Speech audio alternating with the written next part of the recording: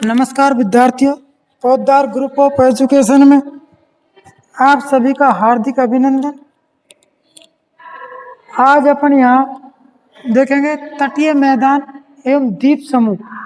अपन भारत के भौतिक स्वरूप का अध्ययन कर रहे हैं और भारत के भौतिक स्वरूप में तटीय मैदान एवं द्वीप समूहों को देखेंगे। देखो, भारत एक विशाल तटरेखा वाला देश है। भारत की जो तटरेखा है वो हिंद महासागर से जुड़ती है, यानी कि हिंद महासागर के साथ भारत अपनी तट सीमा बनाता है। अगर अपन देखें तो ये आपके भारत का तटीय क्षेत्र है। यहाँ भारत के हिंद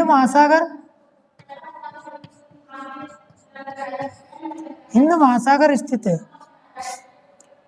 विद्यार्थियों, हिंद महासागर के दो भाग हैं। ये बंगाल क्षेत्र के नजीक होने के कारण इसे बंगाल की खाड़ी कहते हैं। बंगाल की खाड़ी। और ये आपके अरब प्रायद्वीप के पास होने के कारण इसे अरब सागर कहते हैं। तो भारत की जो अपन तटरेखा की बात करें तो भारत की तटरेखा की कुल लंबाई, यानी कि तटीय रेखा की कुल लंबाई, अगर अपन कुल भारतीय तटरेखा की लंबाई की बात करें तो विद्यार्थियों वो है 7516.6 किलोमीटर। यानी कि भारत हिंद महासागर के साथ 7516.6 किलोमीटर लंबी तटरेखा बनाता है। ये तटरेखा में भारत के मुख्य तट को तथा अंडमान निकोबार द्वीप समूह को, लक्षद्वीप, कंवरती, मिनिकॉय द्वीपों की तट सीमा को सम्मिलित किया गया है। अगर अपन बात करें कि भारत के मुख्य भूमि की तटरेखा की लंबाई, तो भारत के मुख्य तटीय भूमि की लंबाई वो है आपके विद्यार्थियों 6100 किलोमीटर। यानी कि मुख्य भूमि की तटरेखा, मुख्य भूमि की तट लंबाई या तटीय लंबाई है वो है आपके 6100 किलोमीटर। यानी कि मुख्य भूमि की जो आपको मानचित्र में दिख रहा है इसकी तटरेखा की लंबाई 6100 किलोमीटर है। जबकि द्वीप समूहों की तटरेखा की लंबाई को जोड़ते हैं तो 7516.6 किलोमीटर लंबी तटरेखा भारत बनाता है हिंद महासागर के साथ। अगर अपन बात करें कि भारतीय इस तट को दो भागों में विभाजित किया गया है। पहला है आपके ये पश्चिमी तट और दूसरा है विद्यार्थियों आपके ये पूर्वी तट। पूर्वी तट, ये जो पश्चिमी तट है ये अरब सागर के साथ जुड़ा हुआ है और जो पूर्वी तट है ये आपके बंगाल की खाड़ी के साथ जुड़ा हुआ है। अगर अपन बात करें कि पश्चिमी जो तट है ये कम चौड़ाई लिए हुए है क्योंकि यहाँ प्रायद्वीपीय पठार का तीव्र ढाल है, इसलिए यहाँ तटीय मैदान की लंबाई कम है। यानी कि यहाँ तटीय मैदान सक्रिय है। और अपन पूर्वी तट को देखते हैं तो यहाँ तटीय मैदान कटे फटे होने के कारण चौड़े हैं। यानी कि यहाँ मैदानी भाग विस्तृत या थोड़े बड़े या चौड़े हैं, बजाय पश्चिमी तटीय मैदानों के पूर्वी तटीय मैदान चौड़े हैं। अगर अपन बात करें कि भारत के 9 राज्य, यानी कि भारत के 9 राज्य तटीय सीमा पर स्थित हैं। यानी कि 9 राज्य तटीय सीमा पर स्थित है विद्यार्थियों। इनमें से पश्चिमी तट पर 5 राज्य स्थित है, जबकि पूर्वी तट पर 4 राज्य स्थित है। अगर अपन राज्यों की स्थिति देखें तो पश्चिमी तट पर गुजरात, दूसरा आपके ये महाराष्ट्र, तीसरा आपके गोवा, चौथा आपके ये कर्नाटक और 5वां केरल। ये 5 राज्य पश्चिमी तट पर है, जबकि तमिलनाडु छठा, 7वां आपके ये आंध्र प्रदेश, 8वां आपके उड़ीसा और 9 नंबर पे ये पश्चिम बंगाल। यानी कि ये 4 राज्य पूर्वी तट पर स्थित है।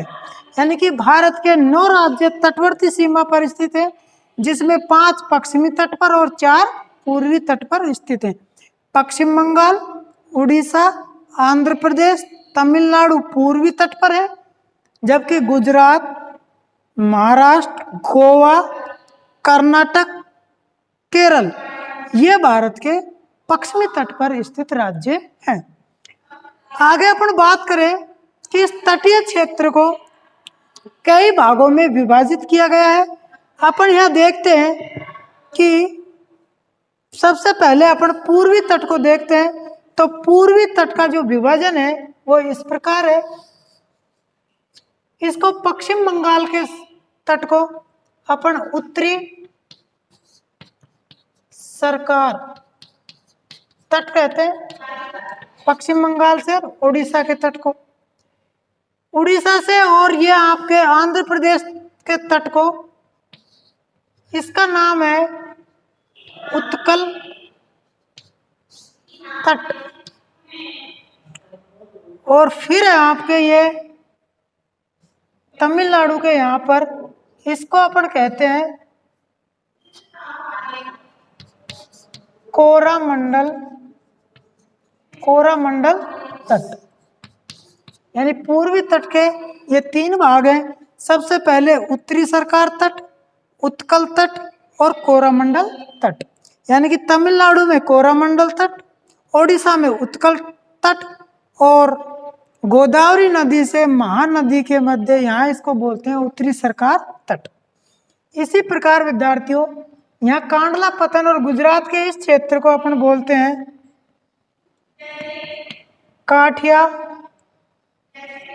काठियावाड़ तट। काठियावाड़ तट यहाँ नर्मदा नदी के मुहाने पर इसको बोलते हैं सौराष्ट्र तट। यहाँ आपके महाराष्ट्र, गोवा और कर्नाटक के इस क्षेत्र को बोलते हैं कोंकण तट। यानी कि यहाँ कोंकण रेल मार्ग है जो महाराष्ट्र, गोवा और कर्नाटक सरकार का उद्गम है। कोंकण रेल मार्ग आपने सुना होगा, तो इसको कोंकण तट बोलते हैं। और ये आपके केरल में स्थित इसको अपन मालाबार तट कहते हैं। यानी कि यहाँ काठियावाड़, सौराष्ट्र, कोंकण और मालाबार तट, इधर कोरामंडल, उत्कल और उत्तरी सरकार तट। इस प्रकार इस तटीय क्षेत्र को विभाजित किया गया है, यानी कि उपभागों में बांटा गया है। अब इन मैदानी क्षेत्रों में इस तट की विशेष भूमिका होती है। ये तट सीधा और सपाट न होकर के कटा फटा होता है, और कटा फटा होने के कारण इस तट पर अनेक झील, लैंगून और कयाल पाए जाते हैं। यानी कि इस तटीय क्षेत्र पर झील, लैंगून व कयाल, यानी कि केरल में मालाबार तट पर स्थित खारे पानी की झीलों को स्थानीय भाषा में कयाल कहा जाता है। इन झील, लैंगून और कयालों का विशेष महत्व है। इन झीलों में मत्स्य पालन, नौकायन, कृषि, सिंचाई, उद्योगों के लिए जल आदि में इनका उपयोग किया जाता है। विशिष्टता ये मत्स्य पालन में विशेष महत्वपूर्ण भूमिका निभाती है। अतः यहाँ की अर्थव्यवस्था में तटीय झील लैगून और कयालों की मुख्य भूमिका रही है। इन तटों पर अनेक रेतीली रोधिकाएं, कटक पाए जाते हैं जिन पर पुलिन या विच बनाए जाते हैं। जैसे गोवा में काफी पुलिन है और विच हैं जिन पर विदेशी पर्यटक आकर के मनोरंजन करते हैं, यानी कि इनका विशेष पर्यटक दृष्टि से भी महत्वपूर्ण भूमिका है। अगर अपन देखें तो इस तटीय मैदान की चौड़ाई, यानी कि उत्कल का मैदान, इसकी अगर चौड़ाई की बात करें तो यह लगभग 400 किलोमीटर चौड़ा है। उत्कल का मैदान 400 किलोमीटर के लगभग चौड़ा है। जबकि अगर अपन देखें तो कृष्णा नदी और गोदावरी नदी के तट पर यहाँ ये 100 से 150 किलोमीटर चौड़ा है। सबसे कम चौड़ाई इसकी पश्चिमी तट पर है। पश्चिमी तट पर इसकी चौड़ाई 50 किलोमीटर के लगभग ही रह जाती है, यानी कि ये 50 किलोमीटर से 300 किलोमीटर तक की चौड़ाई पाई जाती है। यानी कि भारत का पूर्वी तटीय मैदान अधिक चौड़ा है, जबकि पश्चिमी तटीय मैदान कम चौड़ा है। ये अपनी बात हुई थी तटीय क्षेत्र की या तटीय मैदानों की। तटीय मैदान के बाद अब अपन देखेंगे भारत के द्वीप समूह। देखो, भारत के अनेक द्वीप समूह हैं जो हिंद महासागर में स्थित है। इनमें से